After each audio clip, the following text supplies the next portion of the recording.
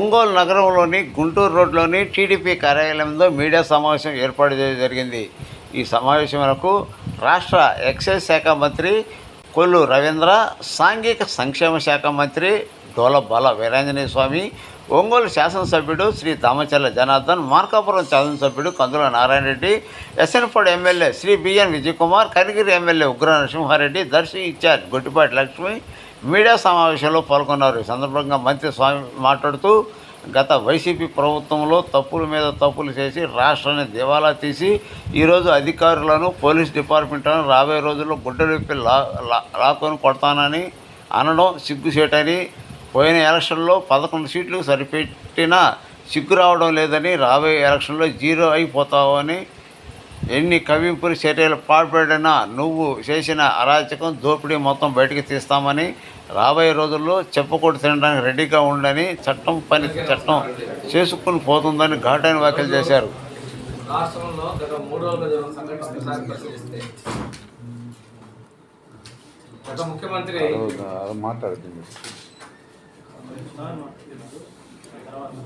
చేసినటువంటి పాపాలకి ప్రజలు తిరస్కరించారు. ఓపీ పట్ల ఏదో రాజ్యాలను చూస్తా ఉన్నాడు, తప్పుడు కేసులు పెడుతున్నాం అని చెప్తాడు. ఏదో వాళ్ళు చేసినటువంటి గన్నవరం మాజీ ఎమ్మెల్యే విషయంలో ఫిర్యాదుదారిని కిడ్నాప్ చేసిన విషయాన్ని కొత్తగా ఆయన ఏదో చేసినట్టుగా అతను స్టేట్మెంట్ ఇచ్చాడని ప్రజలను తప్పుదావ చెప్పేటువంటి పరిస్థితి చేస్తా ఉన్నాడు. అంతేకాకుండా ఆయన దళితుల గురించి మాట్లాడుతున్నాడు. వాళ్ళ పార్టీ నాయకులు దళితులు జైల్లో ఉంటాయని పోయాడ, అవన్నీ చేయకపోగా నిన్నటించే కొత్త డ్రామా, రైతులకు ఏదో అన్యాయం జరిగిపోతుంది. వాళ్ళ జిల్లాలో ఎన్నికల కోడ్ ఉంది. సామాన్య ప్రజలు కూడా, చదువు రాని వాళ్ళు కూడా ఎలక్షన్ కోడ్ ఉందంటే కొద్దిగా అవగాహన ఉంటుంది.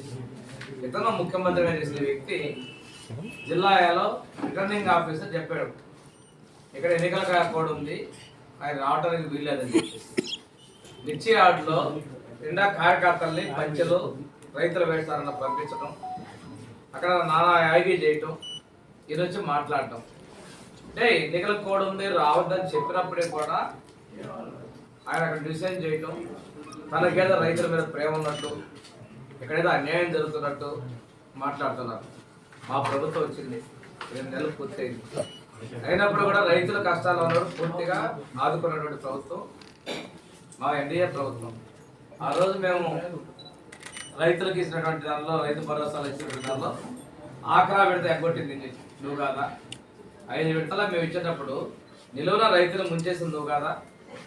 ఆ రోజు ఒక తెలుగుదేశం ప్రభుత్వంలో ఇల్లు కట్టుకున్నారని చెప్పేసి పేదలు ముంచింది నువ్వు కాదా. ఆ రోజు పనులు చేసినటువంటి కాంట్రాక్టర్లు ముంచింది నువ్వు కాదా. ఈ రోజు వచ్చేసి మొసలి కన్నులు కాస్తున్నాం. మేము గత ప్రభుత్వంలో కట్టుకున్నటువంటి పేదల ఇళ్ళకి నిధులిస్తున్నాం. అదేవిధంగా ముఖ్యమైనటువంటి ప్రాజెక్టు అంటే ఏదైనా ఉన్నా కానీ గత ప్రభుత్వం అని చెప్పి ఒక్క చెప్పకుండా బిల్లులు పేమెంట్ చేస్తా ఉన్నాం. ఈరోజు రైతుల గురించి మాట్లాడే అర్హత నీకు లేదు, ఎందుకంటే కల్తీ విత్తనాలు ఇచ్చినప్పుడు ఎవరైనా నష్టపరిహారం ఇచ్చావా. ఆ రోజు రైతు ఇన్సూరెన్స్ కోసం మా నాయకుడు అసెంబ్లీలో కింద కూర్చున్నాడు. కింద కూర్చున్న తర్వాత కూడా రాత్రి లేటుగా ఇన్సూరెన్స్ అమౌంట్కి మీరు రిలీజ్ చేశారు బడ్జెట్. అంటే ఎంత వంచింది నీ యొక్క మోసాలు ప్రజలు గమనించడం అనుకుంటున్నామేమో. ఈరోజు ఒక మిర్చి క్రాప్ బాగా ఎక్కువగా దిగుబడి వచ్చింది. ఒకప్పుడు రేటు ఉన్నటువంటి దానికి ఈరోజు మనకి విదేశీ మార్కెట్లో మన ఎక్స్పోర్ట్లు ఆగిపోయాయి. దాని గురించి మా ముఖ్యమంత్రి గారు కేంద్ర ప్రభుత్వానికి కూడా, వ్యవసాయ శాఖ మంత్రులు కూడా లెటర్ రాయడం జరిగింది. రైతులకి మీరు ఆదుకోండి, కొనుగోలు చేయమని చెప్పేసి మా ముఖ్యమంత్రి గారు రైతుల పట్ల చిత్తశుద్ధితో చేశారు. ఈరోజు ఏదో ఒక వర్గాలు ఏదో దగ్గర చేసిన ప్రయత్నం చేసినా, నువ్వెన్ని కుట్రలు చేసినా ఎన్ని చేసినా కానీ ప్రజలు నమ్మరనే విషయాన్ని గమనించుకోవాలి తెలియజేసుకుంటూ, రైతు ద్రోహి ఎవరన్నా ఉంటే నువ్వే, దళిత ద్రోహి నువ్వే.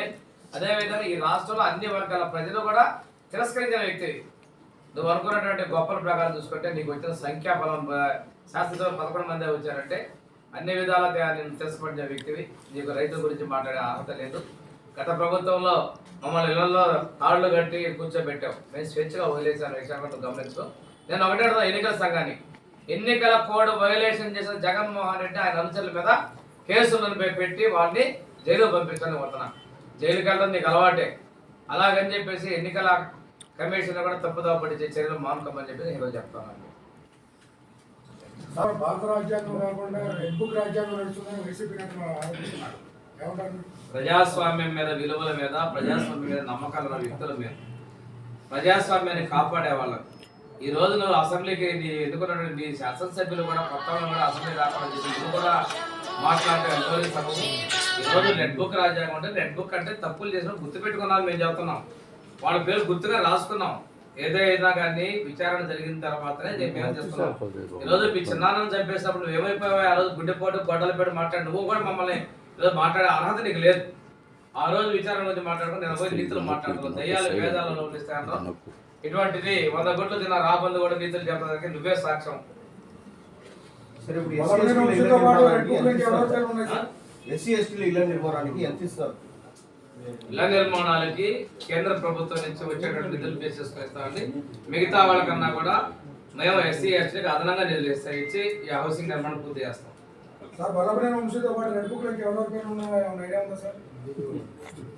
మీ అందరికీ తెలిసిన విషయమే, గతంలో అసాంఘికంగా చలనయగిన వ్యక్తుల మీద వచ్చిన ఫిర్యాదులు చేసుకొని పోలీసు వాళ్ళు విచారణ చేసి ముద్దాయిలను తేలిన తర్వాత చెప్తా ఉన్నారు. మీకు ఒక విధంగా తీసుకుని కాన్స్టిట్యూన్స్ 10 నుంచి 15 మంది ఉన్నారు. ఈ విధంగా తీసుకుని 175 కాన్స్టిట్యూన్స్ తీసుకోండి. దాదాపుగా ఎన్ని వందల మంది వచ్చారో కూడా ఒకసారి ఆలోచన చేసుకోండి.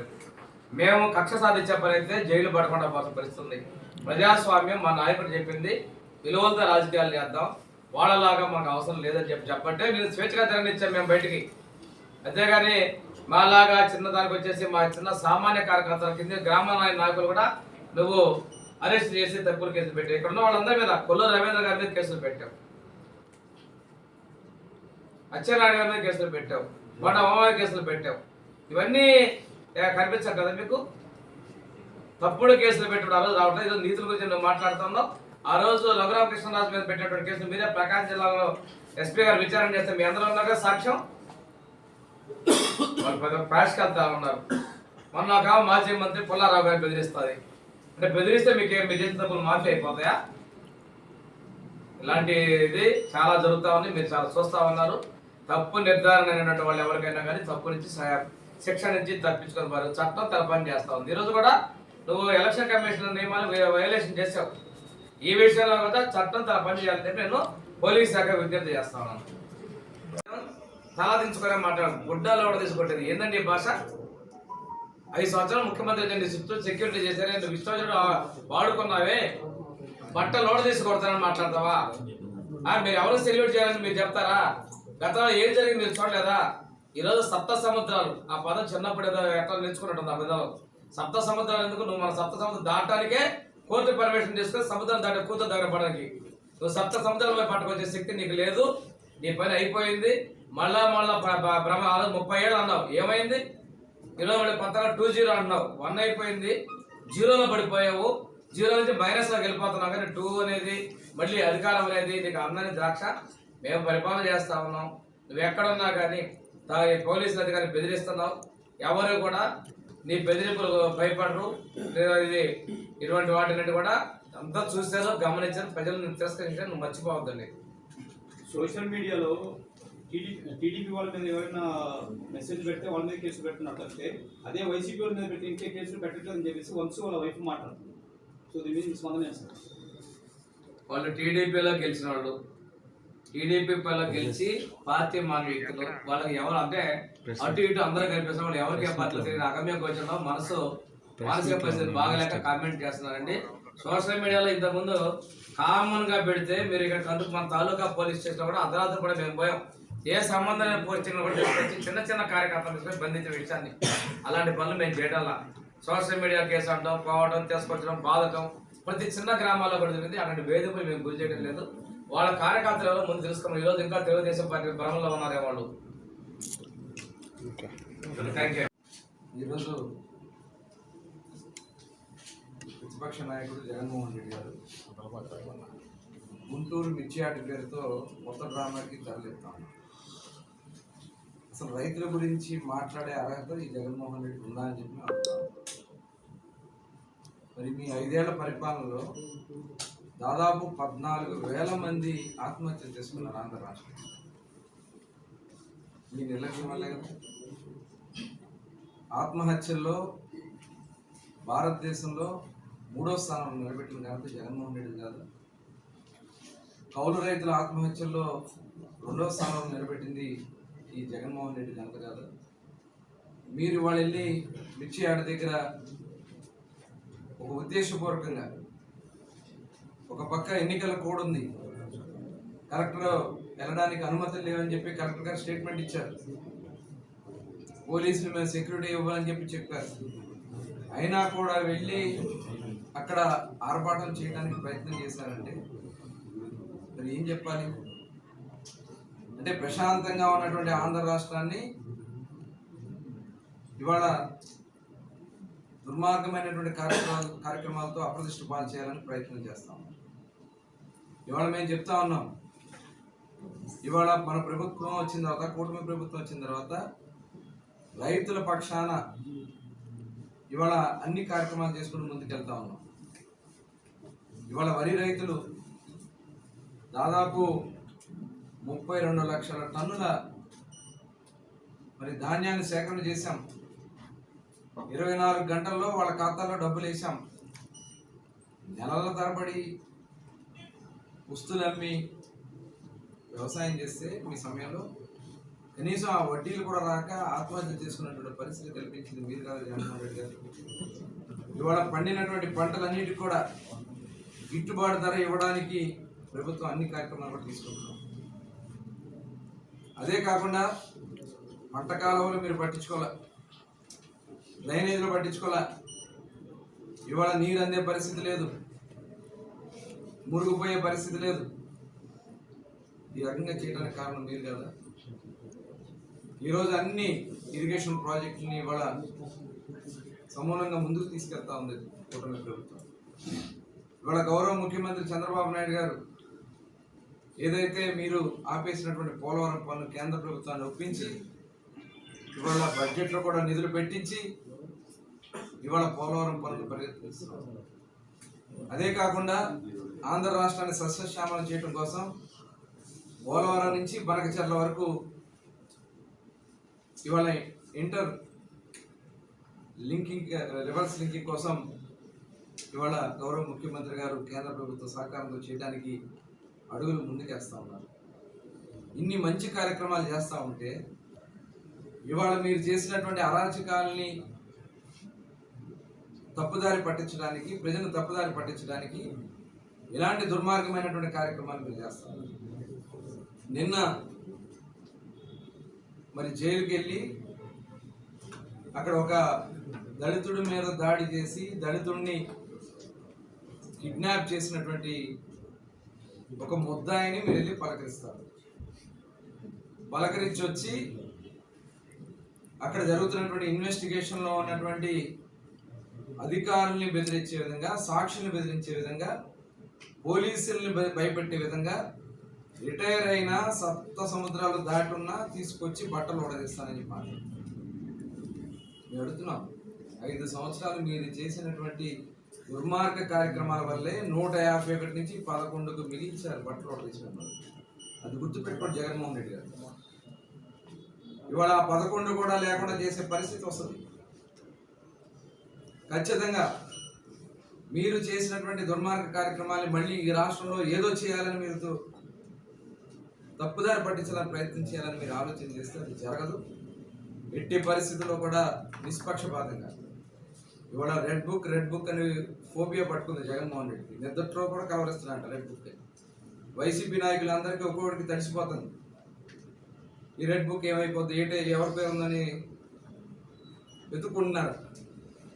ఇవాళ రెడ్ బుక్ మేము అనుకున్నట్టయితే వచ్చిన 1-2 నెలల్లోనే ఒక్కడు కూడా ఇంట్లో ఉండేవాళ్ళు కాదు. గుర్తుపెట్టుకుని వైసీపీ నాయకులందరూ చెప్తారు. మేము ప్రజాస్వామ్యబద్ధంగా ఇవాళ ప్రతి అంశాన్ని కూడా మేము పోలీస్ ఇన్వెస్టిగేషన్ చేస్తా ఉన్నారు, ఎంక్వైరీ చేస్తా ఉన్నారు. ఎవరైతే ఇవాళ వంశీ ఉన్నాడో అక్కడ కంప్లైంట్ ఇచ్చాడు. దేవాలయం లాంటి నీకు జీవితాన్ని ఇచ్చినటువంటి పార్టీ తెలుగుదేశం పార్టీ కార్యాలయాన్ని తగలబెట్టావు. ఆ కార్యాలయాన్ని తగలబెట్టిన దాంట్లో కంప్లైంట్ ఇచ్చినటువంటి సత్యవర్ధన్ అనే పార్టీ ఆఫీస్లో కంప్యూటర్ ఆపరేటర్ని కంప్లైంట్ ఇస్తే అతన్ని నువ్వు కిడ్నాప్ చేసి నేను ఆ విజువల్స్ అని కూడా చూపించడం జరిగింది. లిఫ్ట్లో వంశీ అతని అనుచరులు ఆ సత్యవర్ధన్ని హైదరాబాద్ ఇంట్లో తీసుకెళ్తున్నటువంటి విజువల్స్ వచ్చినాయి. మరి వాళ్ళు జగన్మోహన్ రెడ్డి గారు దీనికి సమాధానం చెప్పగలవా? వంశీకి సంబంధం లేదు, కావాలని కిడ్నాప్ చేసి పెట్టారని మరి ఎందుకు ఉన్నారు అక్కడ? ఇవాళ అక్కడ క్లియర్గా కనబడితే ఇవాళ వాళ్ళు చేసినటువంటి దుర్మార్గాలకి అరెస్ట్ అయితే ఇందులో మా పాత్ర ఏముంది? మా ఇది ఎక్కడ ఉంది దాంట్లో? ఇవన్నీ కూడా అన్ని కార్యక్రమాలు బయటకు వస్తాయి. మీ ఎవరైతే తప్పుగా చేశారో అందరి మొత్తం కూడా బయటకు వస్తే వాళ్ళందరూ కూడా పట్టుకు నిలబడతాం. ఇవాళ మీరు చేసినటువంటి కార్యక్రమాన్ని మధ్య విధానంలో దందాలు చేసి మీ తాడేళ్ళపల్లి ప్యాలెస్కి 1,00,000 కోట్ల నిధులు మళ్లించుకుని ప్రజల జీవితాలతో మాన ప్రాణాలతో ఆడుతున్నటువంటి వ్యక్తి జగన్మోహన్ రెడ్డి. ఇవాళ ఏదైతే మద్యంలో జరుగుతున్నటువంటి అక్రమాలపైన మేము సిట్ వేసిన వెంటనే ఆ రోజు సాయంత్రం తాడేపల్లి దగ్గర మొత్తం ఆ ఫైల్స్ అన్ని కూడా తగలబడతాయి. ఎంతో ఒకసారి ప్రజలందరూ కూడా గమనిస్తూ ఉన్నారు, ఎవరైతే చూస్తున్నారు అనుకుంటాను. తగలబెట్టేస్తాయి, అక్కడితో ఆ నేరం అయిపోదు. సాక్ష్యాలు ఉంటాయి, ప్రతిదీ బయటకు వస్తుంది.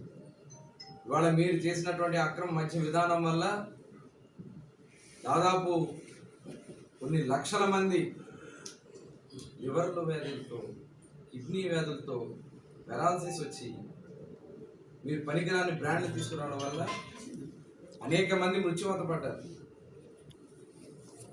పనికిరాని బ్రాండ్లన్నీ కూడా తీసుకొచ్చి అందులో టెస్ట్ చేసి ఆ రోజున కొన్ని ప్రమాదకరమైనటువంటి రసాయనాలు కలిపి ఉన్నాయని చెప్పి కూడా ఆ రోజు కొన్ని నివేదికలు ఉన్నాయి. అన్నీ కూడా ఎంక్వైరీ జరుగుతుంది, విజిలెన్స్ ఎంక్వైరీ కూడా జరుగుతుంది, సిఐడి ఎంక్వైరీ జరుగుతుంది, మొత్తం కూడా బయటకు వస్తాయి.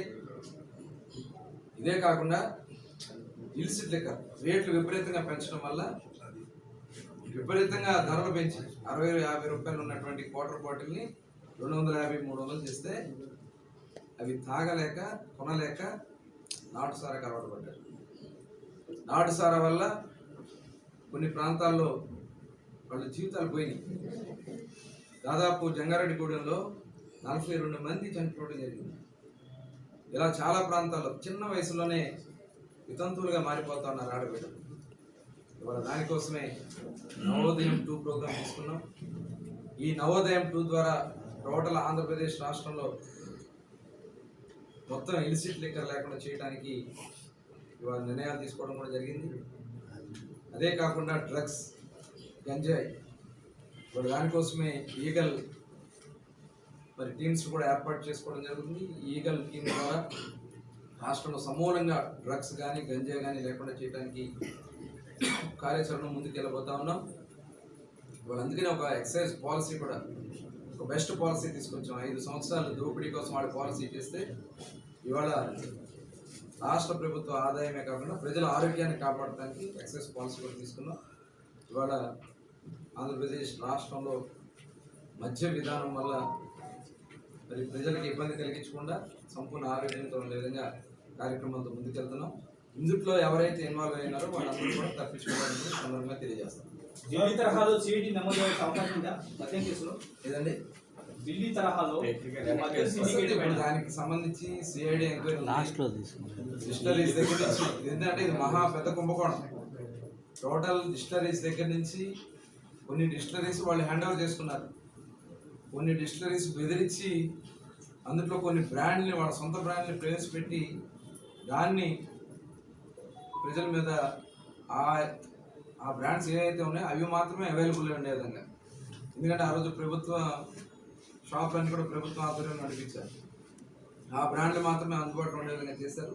కాబట్టి అక్కడ డిస్టరీస్ దగ్గర నుంచి టోటల్ అంతా కూడా సిఐడి ఎంక్వైరీ జరుగుతుంది, త్వరలో నివేదిక వస్తుంది. ఆల్రెడీ ఇది కాకుండా కేసు కింద అని చెప్పి కలెక్షన్ చేశారని కూడా కొన్ని ఆరోపణలు నాకు వచ్చినాయి. దాని మీద కూడా సిట్ని ఏర్పాటు చేయడం జరిగింది. ఆ విచారణ ఏదైతే సిట్ వేసిన రోజే సాయంత్రం తాడేపల్లి ప్యాలెస్లో ఫైల్స్ తగలబడుతుంది. ఇవన్నీ కూడా అన్ని రకాలుగా కూడా మేము క్షుణ్ణంగా పరిశీలన చేస్తున్నాం. అన్నీ బయటకు వస్తే ఎవరు కూడా తప్పించుకోలేదు. సార్ బెల్ట్ షాపుల నిర్మాణానికి ఎటువంటి ప్రణాళిక సార్? బెల్ట్ షాపుల నిర్మాణం కోసమే ఇవాళ ఎందుకంటే గత సంవత్సరంలో వాళ్ళు బెల్ట్ షాపులు, ఈ సారా దుకాణాలు విచ్చలవిడిగా ఏర్పాటు చేయడం, ఊర్లు పాటలు పెట్టడం ఇవన్నీ జరిగినాయి. దానికోసం ఇవాళ ఏ షాప్ నుంచి వెళ్తుందో total track and trace system పెడుతున్నాం. ఏ డిస్టిలరీ నుంచి ప్రొడక్షన్ అయింది ఈఎన్ఏ దగ్గర నుంచి కూడా మొత్తం తీసుకున్నాం. ఎక్కడి నుంచి ఎక్కడి వరకు ఎండ్ టు ఎండ్ వరకు షాప్ నుంచి ఎక్కడైనా బెల్ట్ షాప్కి వెళ్ళి అక్కడి నుంచి ఏదైనా బెల్ట్ షాప్ నుంచి అమ్మకాలు జరిగితే ట్రాక్ చేసినప్పుడు ఆ షాప్ని సీజ్ చేయడానికి ఫస్ట్ వారిని కింద 5 లక్షల రూపాయలు కాంపౌండ్ పెడుతున్నాం. సెకండ్ కూడా వాళ్ళు దొరికితే షాప్ని రద్దు చేయడం జరుగుతుంది. చాలా నియోజకవర్గాల్లో బెల్ట్ షాపుల నిర్వహణలో ప్రజాప్రతినిధుల యొక్క ప్రోత్సాహం ఉందన్న విషయం మీకు మీ దృష్టిగా వచ్చిందా? అలాంటి మా దృష్టికి అయితే ఏమి రాలేదు. కానీ వస్తే మటుకి వాళ్ళ మీద కూడా మనం చర్యలు తీసుకుంటా కూడా, ఎందుకంటే బెల్ట్ షాప్ అనేది ఉండడానికి వీల్లేదు అనేది మా ప్రభుత్వం యొక్క విధానం. దానికోసమే ఇవాళ 5 లక్షల రూపాయలు ఇవాళ ఏదైతే కంప్లైంట్ ఇస్తారో కంప్లైంట్ ఇచ్చిన వెంటనే ఫస్ట్ ఒకసారి వాళ్ళకి కాంపౌండ్ రాయడం జరుగుతుంది, సెకండ్ టైం రద్దు చేయడం జరుగుతుంది. మీరు ఎన్నికల ముందు 99 రూపాయలకే మద్యం బాటిల్ అందిస్తామని చెప్పారు. ఈ మధ్యకాలంలో మళ్ళీ మద్య రేట్లు పెంచారు కదా, చూడాలి. 99గా ఉంది, 99 పెంచలేదు. మిగిలి పెంచారు. 99 పెంచలేదండి, మిగిలిన ఎందుకంటే అక్కడ జగన్మోహన్ రెడ్డి పెట్టినటువంటి ఏఆర్ఈటీ అడిషనల్ ట్యాక్స్ దాన్ని పెట్టడం వల్ల, రీటైల్ ట్యాక్స్ పెట్టడం వల్ల ఆ రోజున ట్యాక్సేషన్ విధానంలో కొన్ని దీనివల్ల రిటైల్ మార్జిన్ తగ్గింది. 10% రావడం, వాళ్ళు నష్టపోతున్నటువంటి సందర్భంలో 4%ని వాళ్ళకి రావడం కోసం 4% వాళ్ళతో పాటు ప్రభుత్వానికి కూడా 100 నుంచి 150 కోట్లు ప్రభుత్వానికి కూడా మనకి ఆదాయం పెరుగుతుంది. దానికోసం 10 రూపాయలు పెంచడం ఎక్సెప్ట్ 99. సరే, ఇప్పుడు ప్రజలకు హానికరం లేని బ్రాండ్స్ ఏం ప్రవేశపెట్టారు అందుబాటులో? అంటే పక్క రాష్ట్రాల్లో ఉన్నటువంటి అన్ని బ్రాండ్స్ కూడా అన్ని కూడా ఏర్పాటు చేస్తాం. అది కాకుండా టోటల్ టెస్ట్ చేస్తాం, దీనికి ల్యాబ్స్ ఏర్పాటు చేస్తాం. 12 రకాలైనటువంటి దీనికి ఎక్విప్మెంట్ టెస్ట్ చేయడం జరుగుతుంది. అవన్నీ కూడా ప్రతి బ్యాచ్ని టెస్ట్ చేస్తాం. దాంట్లో ఎటువంటి హానికరమైనటువంటి ఇదివరకు కేవలం దాంట్లో ఆల్కహాల్ పర్సెంట్ ఎంత ఉందనేది మాత్రం టెస్ట్ చేసేవాడు. ఇవాళ ఆల్కహాల్ పర్సెంట్ కాకుండా మెటల్స్ ఉన్నాయా, కెమికల్స్ ఉన్నాయా అని కూడా టెస్ట్ చేసి ల్యాబ్ నుంచి ఫైనల్ అయిన తర్వాత బయటకు రావాలి. ఇప్పుడు మన జిల్లాలో